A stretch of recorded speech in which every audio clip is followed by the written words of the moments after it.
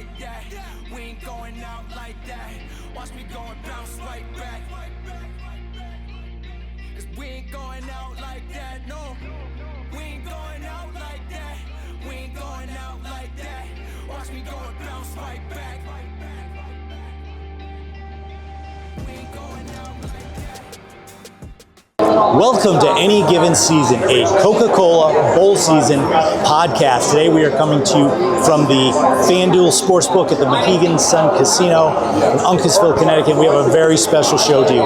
It is all about Syracuse University. We have legendary former head football coach Paul Pasqualoni and three of his former players. Former first-round draft pick and Super Bowl champion with the New England Patriots, Tebucky Jones. Second-round draft pick and NFL veteran with the Miami Dolphins, Rob Konrad. And Cheshire High School's all-time leading rusher, Kyle McIntosh. I'm really excited about this show. Looking for the ultimate bowling experience? Discover everything you need at gobowling.com. Find local bowling centers, sharpen your skills with pro tips, stay updated with the latest news, and grab exclusive deals. Whether you're a seasoned bowler or just playing for fun, start the fun now. Visit gobowling.com. Today we have four very special guests, and for me, we've done almost 80 podcasts with Bowl Season in the last 3 years.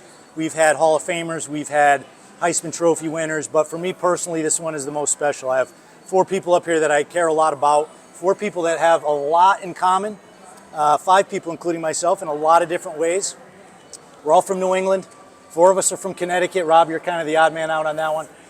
Three of us are from Cheshire. Buck, we're not including you in that one. No. But only two of you played in the NFL.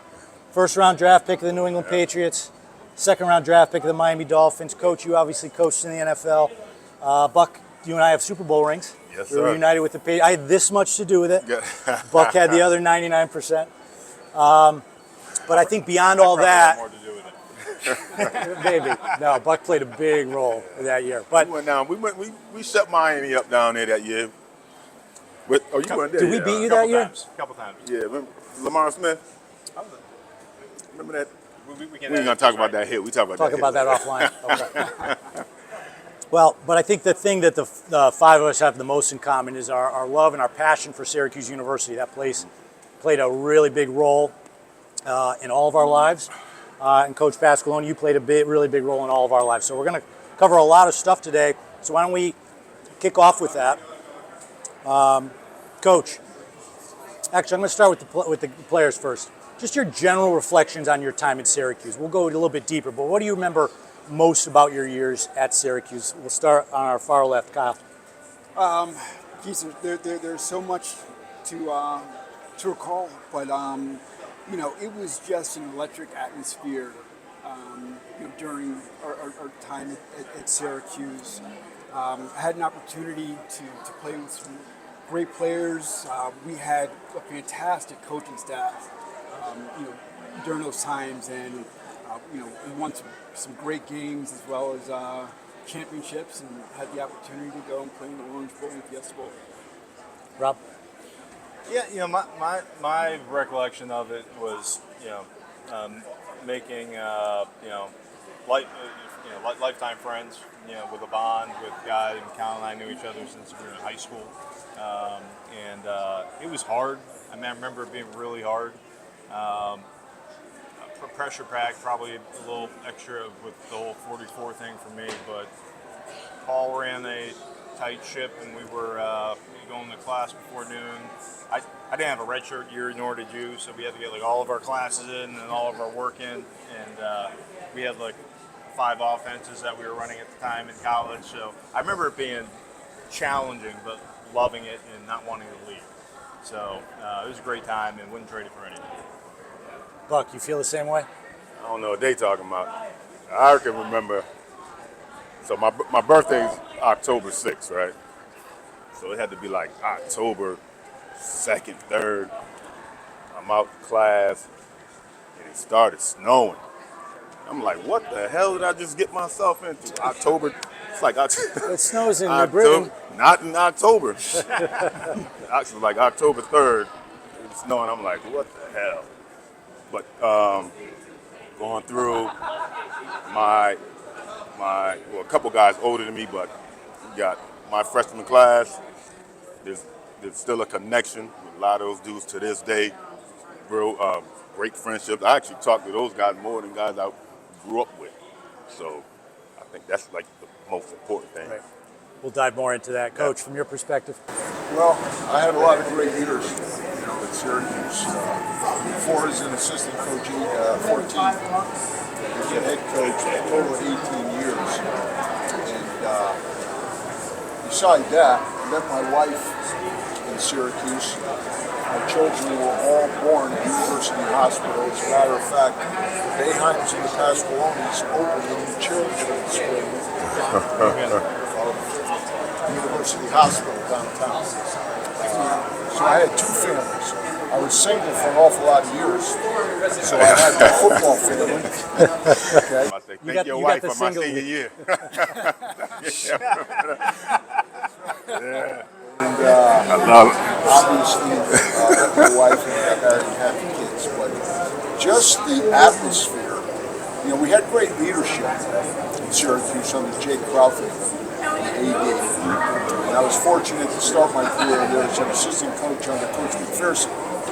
And the infrastructure and the culture of the program was established. And when I became the head coach, I was darn sure I wasn't changing it.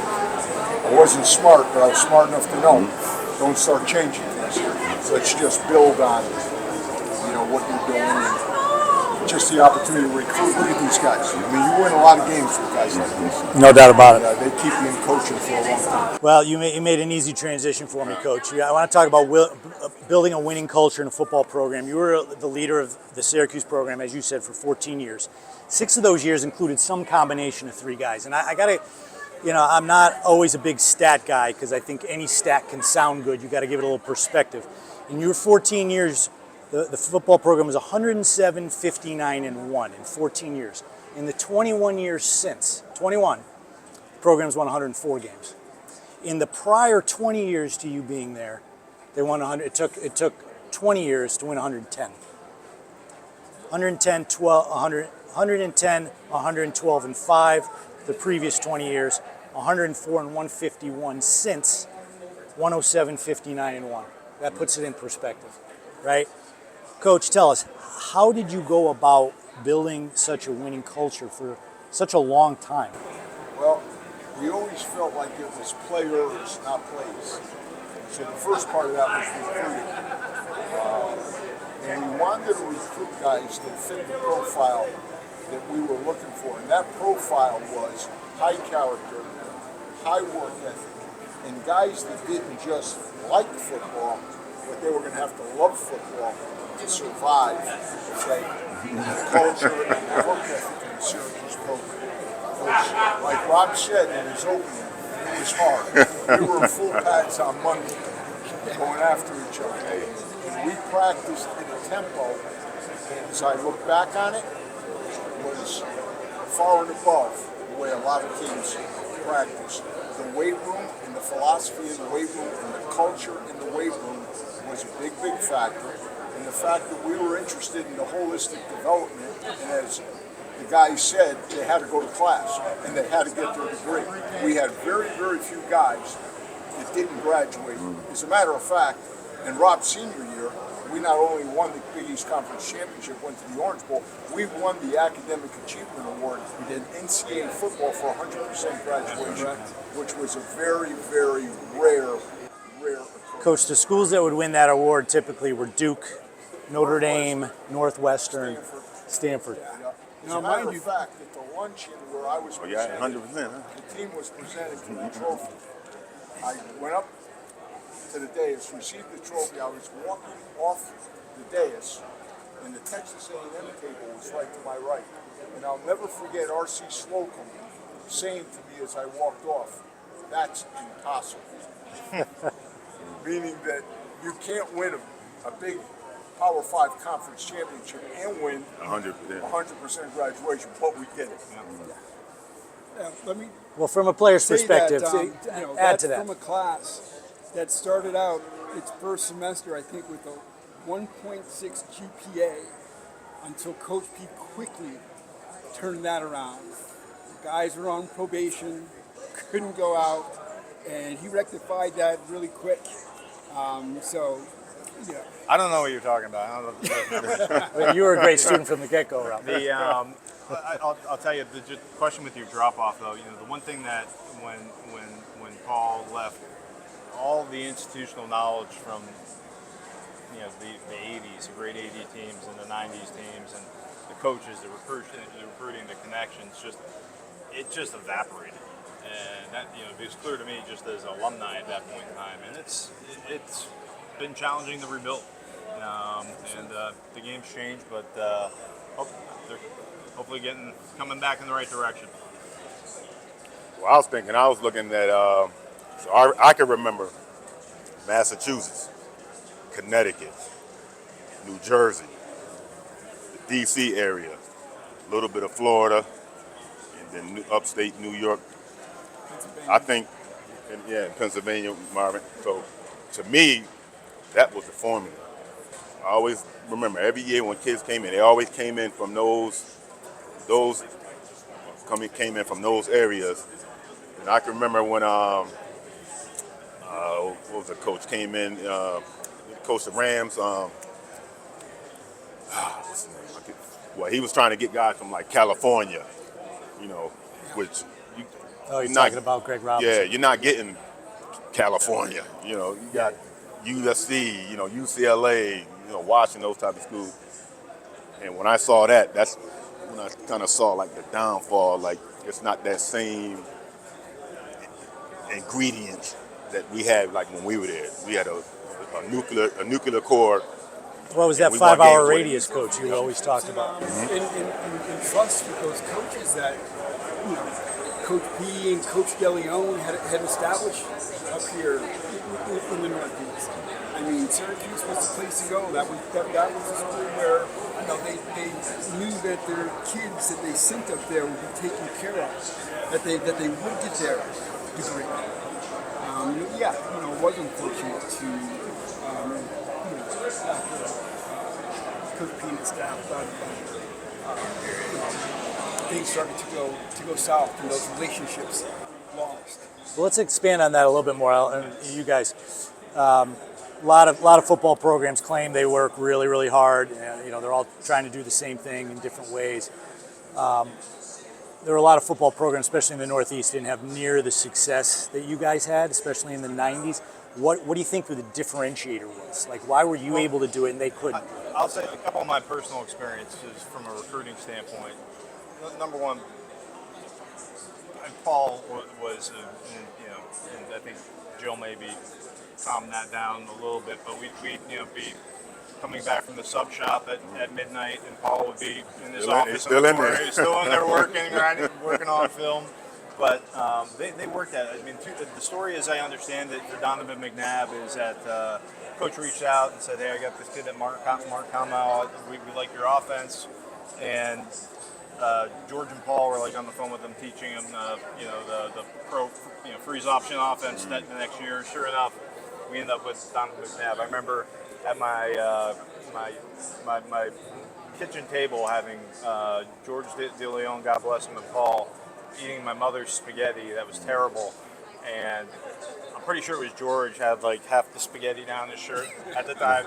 But I mean, that's a commitment you got from these guys, rather than having a recruiting specialist or. They put the time in, the relationships with the high school coaches, and there's money involved now. But going back to those days, that's where it just fell off a cliff. Coach, what do you think? What was the differentiator? I know you have a lot of respect for your coaching colleagues, and they all work really hard too. But what do you think made us different? Well, I think there were a few factors. I think number one, we wanted to be the resource for football in the Northeast. We wanted the players to know if they joined our program, they were going to learn football. We taught the science of the game.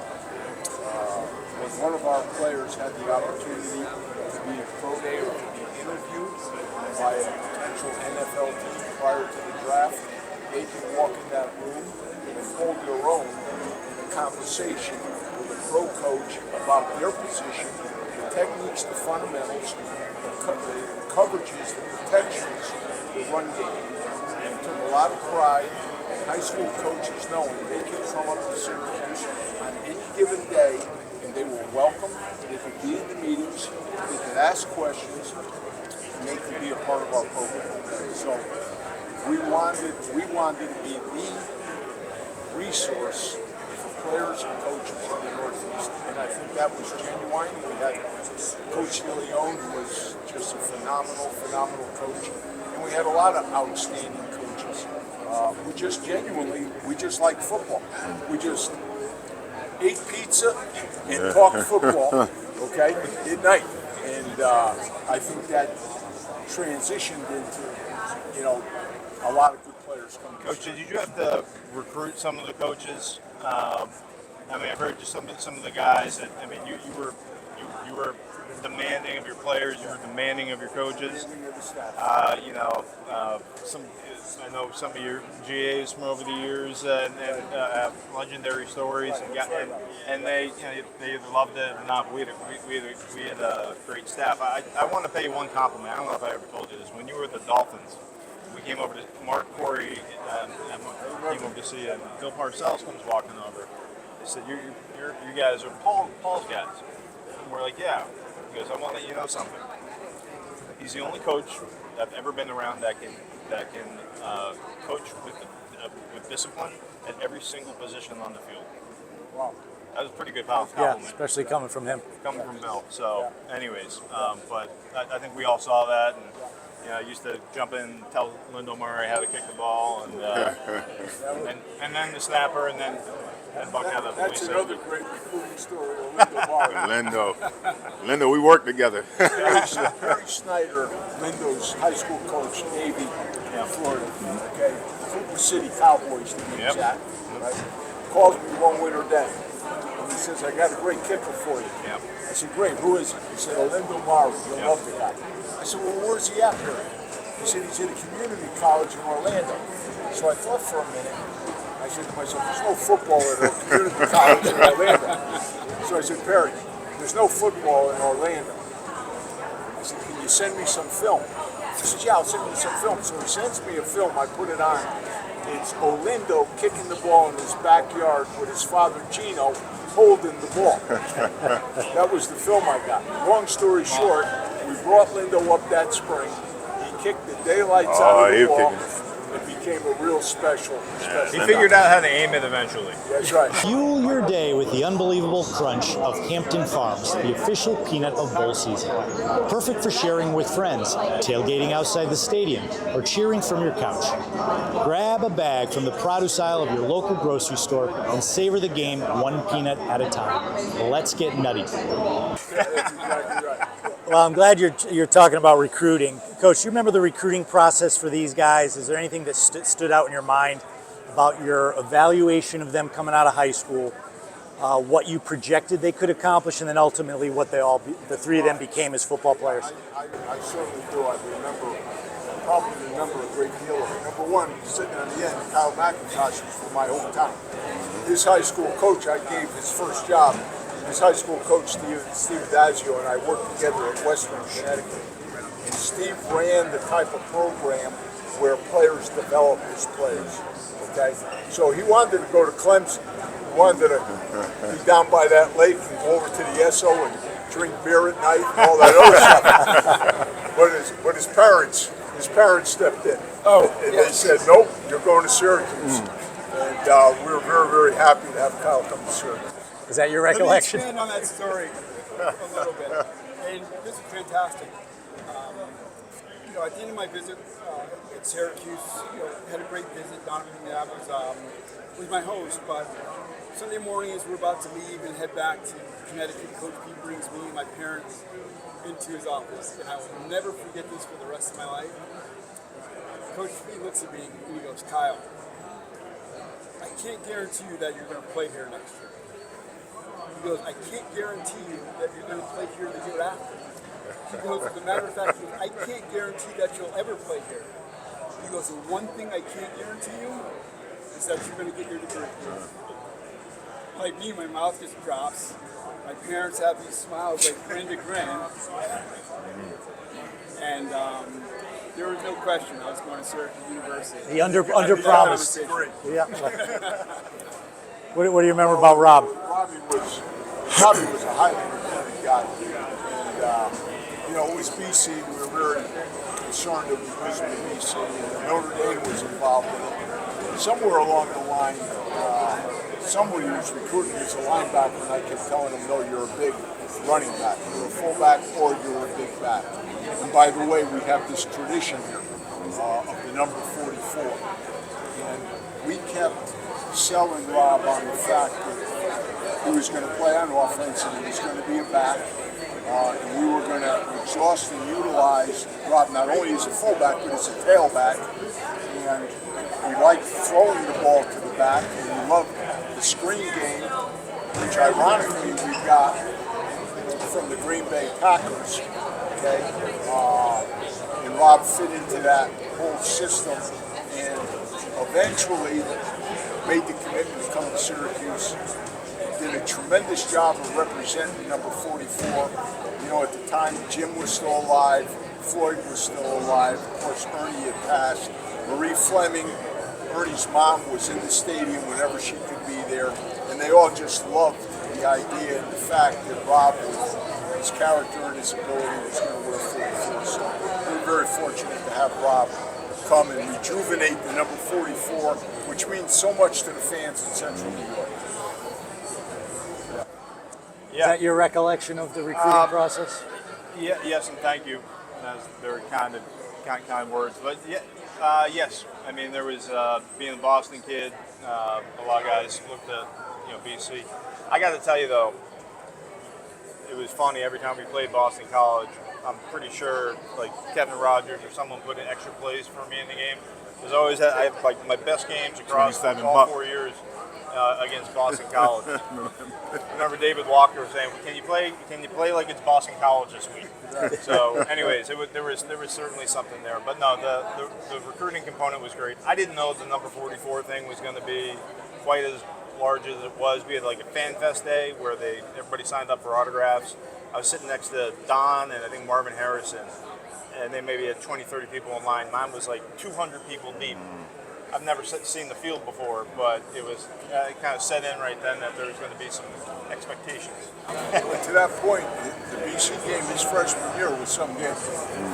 Had a bunch of yards, touched 3 touchdowns, scored one via the screen or some swing pass, right? And then Jim let me have it after the game. Now with Buck was one of the great athletes in the state of Connecticut, and obviously Syracuse always took great pride in recruiting Connecticut. Tommy Myers, who was in the Britain High School guy, when I was at Penn State, was a great safety. Played at with the Saints. Played with the Saints for a long, long time. And obviously Buck was a running back. He was a safety in high school. I was very good friends with his high school coach, Lenny Cordo, who in my opinion was a hell of a coach and a hell of a guy. And Lenny said to me, "Coach, this guy is everything you want. He's a great athlete. He loves football. He's got a great character. He's always going to do the right thing. And he'll be a tremendous addition to the program." Beside the fact that I could never get his senior state championship film, the game, out of my head. I mean, he made every play on offense. He made every play on defense. So there was no dispute. Don't forget special teams too. And special teams, which he was a special teams highlight film in his career at Syracuse. And with the Patriots. He was a starter and a safety, but he was a special teams highlight film.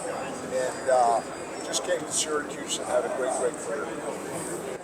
I don't think I've been around a better athlete than Tebucky Jones. Literally, could do it all. There's some freaks of nature you run against in the NFL, especially, and in college, and this guy was at the top of the list.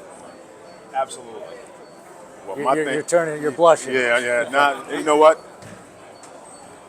I needed it.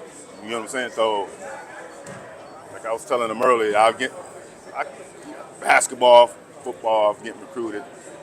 I went on my visit.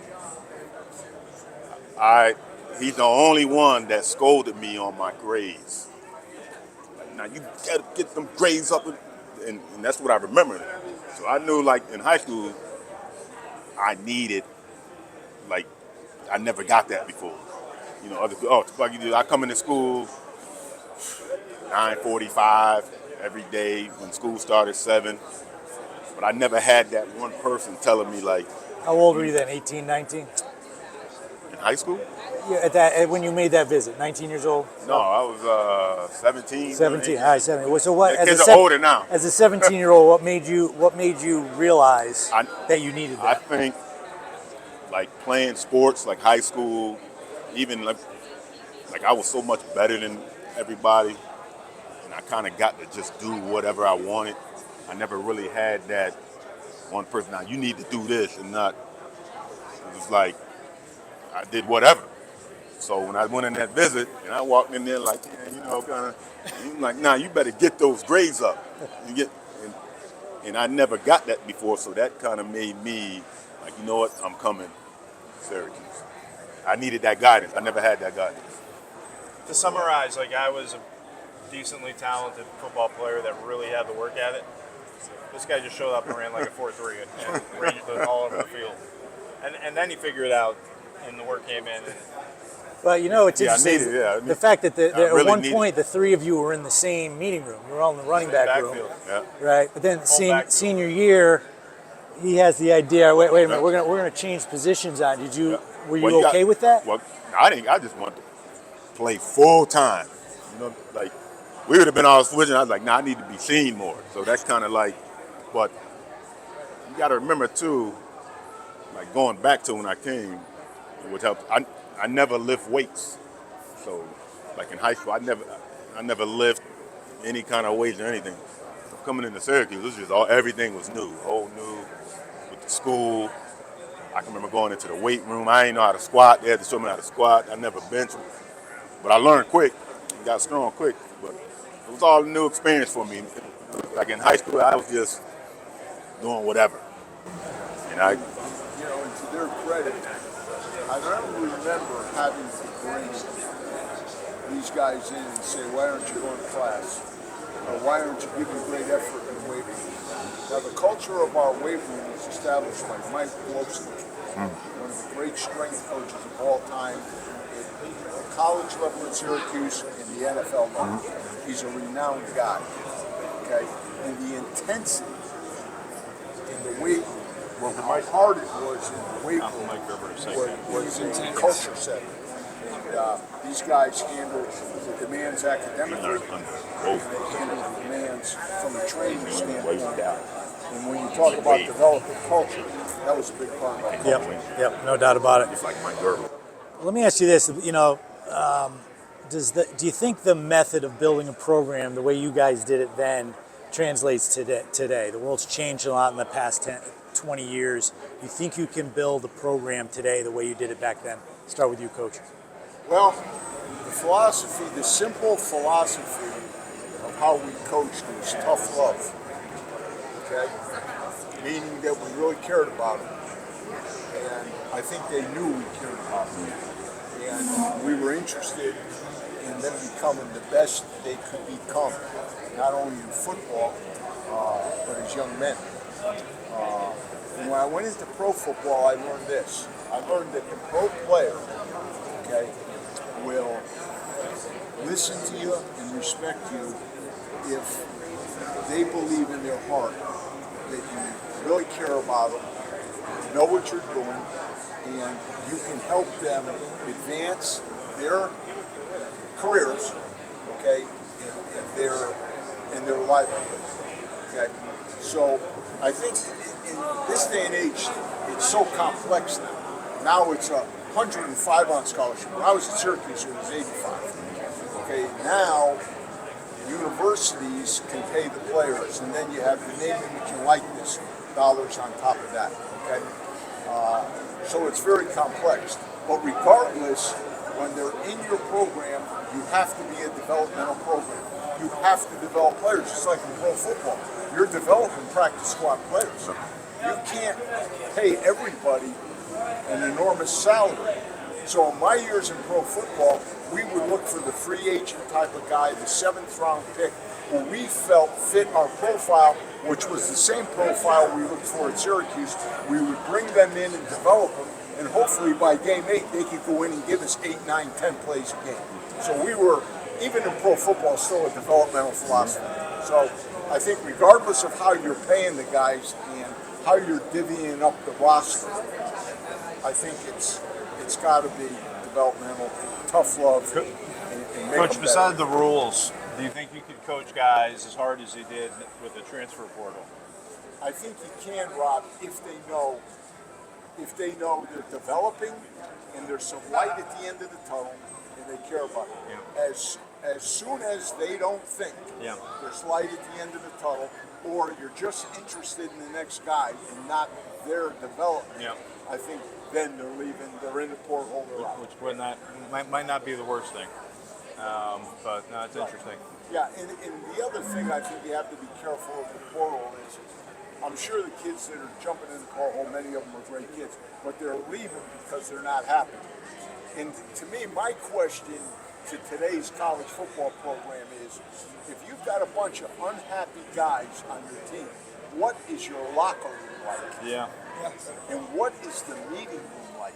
And you guys all know the meeting room, the locker room, the weight room are important areas of the program. The culture. Absolutely. The culture that was there when I came in at Syracuse, I was thinking about North Carolina. But just watching them this year, knowing some of the folks they have, Mike Lombardi and Bill and all those guys who are, sound minds of what they're doing. But trying to build a culture out of, I think it was 50 or 70 new guys in 2 weeks. I mean, they don't know what they are. There's no identity. I mean, it was taught to us early on, and it was the same probably since Mac, right? So, Well, to that point, I think even today, you need to have some core of guys returning from year to year. It doesn't have to be as many as in the past, but, putting 70 new guys on a roster every year, that's always going to be hard. But to Coach's point, I think if you have a good program and a good culture, you're going to have a core of guys that want to stay, that are going to want to teach those next guys. I don't know about that. You think it's tough? I think our era, I think it was great because we didn't have no cell phones. We had computers, but they're not as advanced as they are now. So you got guys making money on a commercial. So all of that is playing, and even if you get that core group of guys, now you got the guys saying, well, they got a Toyota dealership here. Maybe I can leave this school, go there, make some money, do a commercial. So I think I like the NIL, but it's important. But it's like a problem too. I think some kind of regulations need to be. Cause I remember like the last few years, I watched a quarterback leave and play 5 years for 5 different schools. yeah. So I'm looking at it like, I know they're making money now, but what kind of job is going to take you if you don't make it to the pros and you end up, getting a regular job? That's like no commitment to me. Like I see that as not committing. The proposition of the lessons learned from the game has changed a little bit. There's never been a better time to be a college athlete monetarily and with choice. I think there's now a hybrid structure with business and media rights that people are trying to figure out. I like the fact that it's now transparent. It's, there's no more Southeastern Conference, bags being passed around. And, now it's above board and transparent. So I think it's a different structure. I think, the lessons I learned from playing, from some of the coaches I know, they tell me they have to treat the guys differently. It might be generational, it might be because of the rules, but it's I think that part of it I think we would all agree that was a great part of the game for us. But to win in the future, I think it's going to be a dynamic, iterative model, and hopefully it gives everybody a little bit better chance. I don't know if that's the case. We'll find out, but I hope that they put some guardrails around that. You have a lot of guys who let everyone go on and play, in the NFL, and you have a lot of guys who do come in to football, and they may come from poverty. Those guys have probably never had to manage a checkbook, banking account. They may have parents who are in need. So one of the things that the whole NIL issues that I hate to see is that these players come in and then leave with nothing.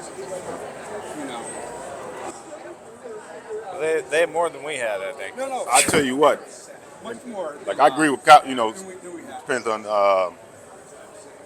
like the level where you come from, but you see these kids now, they learning that stuff by the computer. Even if they're not being taught home, like I watch some of these podcasts, these kids know way like 20, 30 times more than what I knew at the time when I was coming through school. Only thing is they can't write cursive.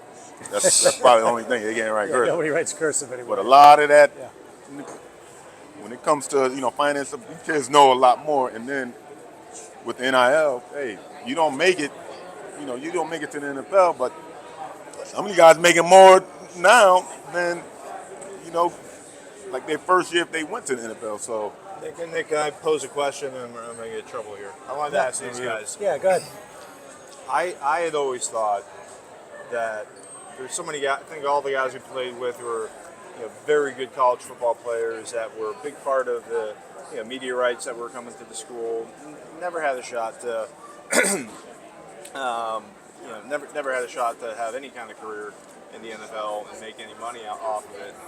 To me, I'm happy that there's some sort of revenue share and there's less of a arms race in campus buildings, and that because football is a tough game for tough people, a lot of socioeconomic environments that they can use that money, and I'm happy they're getting paid. There needs to be some guardrails, which there are getting put together, and but yeah, it's a hybrid structure now. Absolutely. I think the NIL is great. Like the NIL is great. The only thing I don't like is the jumping of the portal. Like when kids are just jumping every year. That to me, that's a problem. But getting paid off your I'm looking for a check from I think you guys are right. 30 years ago. You get paid part. I think I go all the way back to my undergraduate years, which was in the late '60s. My head coach at Penn State, Coach Paterno, always said to us, "I'm all for you guys getting some money out of this." Yeah. He said, "Now how that can work, I don't know." He says, "But I'm in favor of it." And that was how many years ago? Yeah. Did you say I don't know or I don't want to know? I don't want to.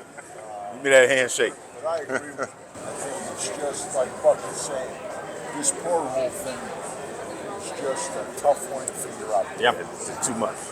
They're jumping every year. I don't. Well, they got to figure it out, and I think people are trying to, but it's hard. But personally, I think your group of guys, you won then, you'd win today. I don't think it matters. You look at the Syracuse program. Syracuse never had the most money, right? But the times that Syracuse University was the best is when they had the best people, right? Syracuse, in my mind, is a place where you win with people.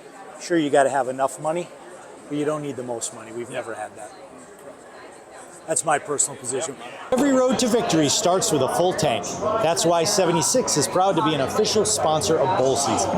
With the Go Route giveaway from 76, purchase 8 or more gallons with the Fuel Forward app now through January 4th for your chance to win tickets to the 2026 CFP National Championship and more. Yeah. It's been a long time coming. It's been a long, long time. Yeah. This is how. Getting down. Yeah.